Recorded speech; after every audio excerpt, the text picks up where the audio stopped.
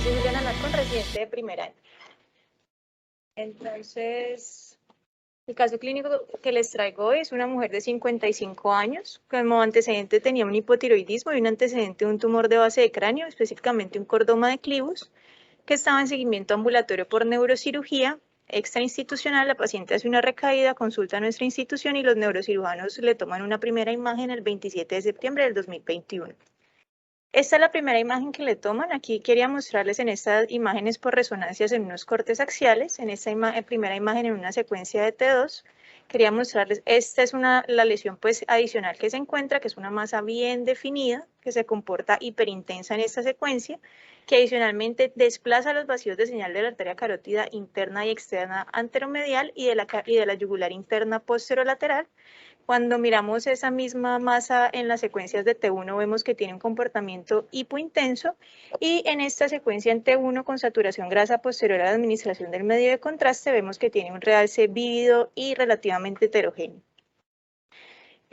Vemos en esta reconstrucción de una angiografía cómo se ve pues la masa en relación a los vasos del cuello y en las secuencias de difusión vemos que la imagen pues tiene una restricción a la difusión y con su respectivo coeficiente de difusión. En ese momento se le hace un diagnóstico de glomus carotidio y la paciente reconsulta para ya evaluar pues la parte preoperatoria. Le toman una segunda imagen que es una tomografía contrastada y en esa tomografía nuevamente se ve una masa bien definida que presenta este desplazamiento de las estructuras carotidias y de la vena yugular interna hacia posterolateral. Vemos esa misma imagen en esta reconstrucción sagital y en este coronal y en esta reconstrucción sagital. Vemos pues nuevamente cómo realza vívidamente posterior a la administración del medio de contraste y ya una vez evaluada esta imagen y viendo cómo se comportaba con las otras estructuras arteriales y venosas, se hace el diagnóstico de glomus vagal. Entonces con esto quería revisarles el día de hoy los paragangliomas. Los paragangliomas pues, son unos tumores neuroendocrinos raros que se originan de las células de la cresta neural. Estas células de la cresta neural van a estar encargadas del desarrollo del sistema simpático paravertebral y podemos tener dos localizaciones que son intramedulares o extramedulares y las extramedulares pues, serían los paragangliomas y la intramedular neuroblastomas o feocromocitomas. Histológicamente los paragangliomas y los feocromocitomas son exactamente iguales porque provienen de las mismas células embrionarias. Sin embargo, los paragangliomas tienen una menor capacidad de producir catecolaminas y un menor riesgo y adicionalmente pues solamente el 3% de ellos llegan a volverse malignos. Estas son las diferentes localizaciones donde podemos tener este tipo de tumores. Hoy nos vamos a enfocar en los tres principales que son el paraganglioma yugular, vagal y el cuerpo carotidio. Y vamos a empezar hablando del glomus vagal, que fue el diagnóstico final que presentó nuestra paciente. El glomus vagal es un paraganglioma que se puede localizar en cualquier parte del trayecto del nervio vagal, del nervio vago. Sin embargo, tiene una preferencia por el ganglio inferior de este nervio que se localiza justo a la salida del foramen yugular. Entonces, característicamente se ha dicho que este tumor se localiza 2 centímetros por debajo de la base del cráneo. Es el menos frecuente de todos, solamente representa el 3% de los paragangliomas de cabeza y cuello y como característica principal desplazan las carótidas internas y externas anteromedial, dado pues el recorrido posterolateral hacia estas estructuras que tiene el nervio vago y, aunque no es lo más frecuente, puede crecer y extenderse hacia la base del cráneo e intracraneal. Realmente los paragangliomas son muy similares, pero es importante porque la diferencia que va a marcar entre cada uno de ellos es la ubicación anatómica. En cuanto a síntomas, es una masa de crecimiento lento. Cuanto crece lo suficiente puede generar dolor y disfagia y estos pueden presentar hasta en un 37% de los pacientes parálisis del vago y ronquera. En la epidemiología pues se presenta entre quinta y sexta década de la vida, principalmente en mujeres, ahora hablamos un poco más de eso.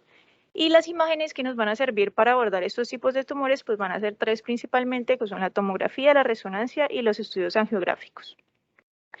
En esta primera tomografía quería mostrarles, esta es una masa de densidad de tejidos blandos que vemos que se localiza en el cuello y está como por encima de las estructuras arteriales del cuello. Vemos que se extiende a través del foramen yugular hacia la fosa craneal posterior.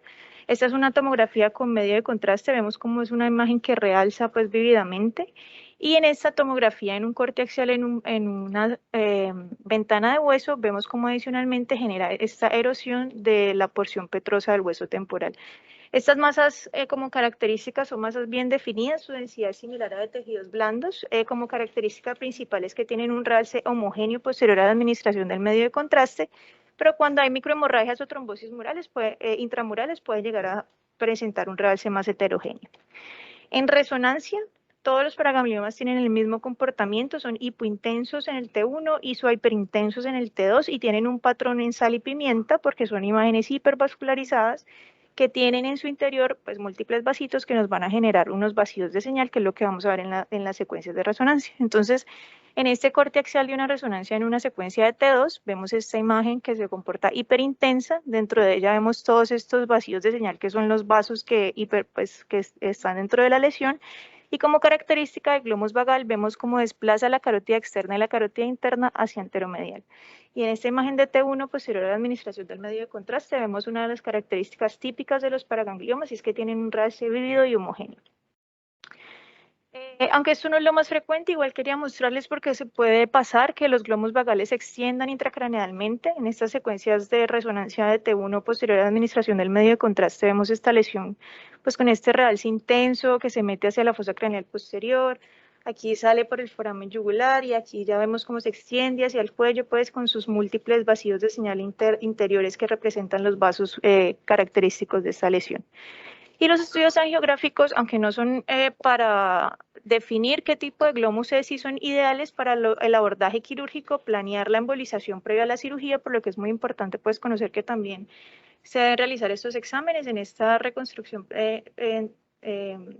angiográfica vemos esta lesión pues que se encuentra por encima de la bifurcación carotidia, que se extiende casi hasta la base del cráneo y que se encuentra pues con múltiples vasos en su interior. Vamos a continuar con el glomus carotidio. El glomus carotidio es el más frecuente de los paragangliomas de cabeza y cuello, representa el 60% de los paragangliomas y el 0,6% de los tumores del cuello. Como ubicación característica de los carotidios, se originan en la adventicia de la bifurcación carotidia. Los síntomas son muy similares, lo único es que los glomus carotidios pueden llegar a presentar síntomas autonómicos por liberación de catecolaminas, por lo que también es importante conocer que puede pues, presentarse esto en los pacientes. Y aquí quería hablarles rápidamente algo de la fisiología del cuerpo carotidio. Entonces, el cuerpo carotidio se va a localizar justo en la adventicia de la bifurcación de la carótida interna y externa, y estas células son células que tienen quimioreceptores y varoreceptores que van a presentar o que se van a comportar de acuerdo a al nivel de oxígeno y la presión de dióxido de carbono del cuerpo, por lo que en personas que están expuestas a hipoxemia, este glomus carotidio puede crecer un poco más y verse en las imágenes, y eso era lo que quería mostrarles rápidamente en este estudio, un estudio en el que se le evaluó el tamaño del glomus carotidio a 180 sujetos. En más del 80% de ellos, en imágenes por angiografía por tomografía, se podía ver el glomus carotidio con estas medidas del derecho y del izquierdo. Y ellos, pues, según sus estudios, sus resultados y basándose en la literatura, determinaron que un valor entre 1 y 3,9 milímetros del glomus carotidio son valores normales que podemos ver en las angiografías, y esto no necesariamente representa que sea un glomus carotidio, por lo que es importante saber que esto puede pasar para que no expongamos a los pacientes a intervenciones innecesarias cuando veamos este tipo de lesiones. En cuanto a la epidemiología, aquí quería solamente resaltarles que principalmente son derechos e izquierdos en el 25%, pero pueden ocurrir bilaterales hasta en el 17%, por lo que es importante cuando tengamos un glomus carotidio tratar de buscar el contralateral, y solamente el 10% pueden llegar a ser malignos.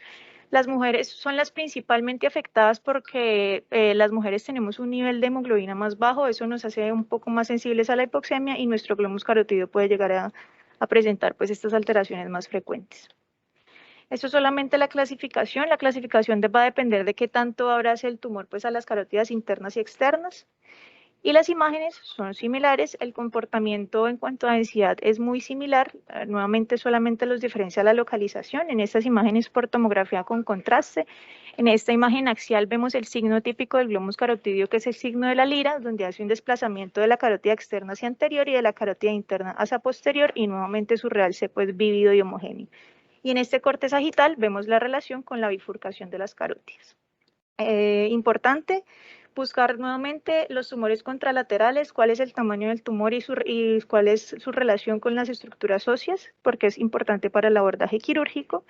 Y nuevamente en resonancia, en esta imagen de T2 vemos esta lesión pues con sus múltiples vacíos de señal internos y nuevamente con este desplazamiento de la carótida externa e interna formando el signo de la lira, y vemos el realce posterior a la administración del medio de contraste en esta secuencia de T1. En cuanto a los estudios angiográficos, en los glóbulos carotídeos son especialmente importantes porque estos glóbulos están generalmente irrigados por la arteria faríngea ascendente, que es la primera rama de la carótida externa, por lo que es importante tratar de ver la relación del glóbulo con esta arteria, describirlo, porque eso pues, le permite a los cirujanos planear un mejor abordaje quirúrgico. Y por último, vamos a ver el glóbulo yugular. El glóbulo yugular sale de la adventicia del bulbo yugular. Va a salir en el foramen y se va a alojar en la fosa yugular, justo pues aquí, y solamente menos del 5% de ellos van a generar malignidad. Los síntomas pues van a estar dados dependiendo las estructuras adyacentes que vaya a empezar a dañar el glomus, y pueden ser hipoacusia, tinnitus, neuropatía de los nervios craneales, pues porque sabemos todos los pares craneales que salen por acá, son síntomas que pueden presentar los pacientes, son realmente comunes hasta en un 75% de los casos. Epidemiología, nada diferente, lo único es que estos son los segundos más comunes, entre el 16 al 20% de todos los paragangliomas. Y en las imágenes, pues por tomografía, estos glóbulos yugulares dan un hallazgo característico que es el apolillado del hueso temporal, por lo que les decía. En este caso, pues en esta tomografía, en esta ventana de hueso en un corte axial, vemos este patrón apolillado del hueso temporal. Vemos que generalmente estas lesiones pueden generar obliteración de la espina yugular y pues se van a ir a crecer como hacia la parte más neumatizada del hueso temporal, que es la que le va a generar menor resistencia. Y por último, en resonancia, pues el comportamiento es igual. Aquí en esta imagen de T1 vemos esta lesión que se extiende pues por el foramen yugular y que se comporta hipointensa, y vemos cómo tiene un realce vívido e intenso pues posterior a la administración del medio de contraste. En cuanto al tratamiento, las imágenes radiológicas son especialmente importantes en los glóbulos porque las biopsias están contraindicadas porque los pacientes tienen riesgo pues, de liberación de catecolaminas con la biopsia, por lo que el diagnóstico inicial es radiológico. Se puede hacer resección quirúrgica cuando la invasión no es tan alta, pero cuando hay una invasión alta o hay tumores múltiples o un paciente contiene un riesgo preoperatorio alto, pues se tratan con radioterapia. Y eso era todo. Muchas gracias.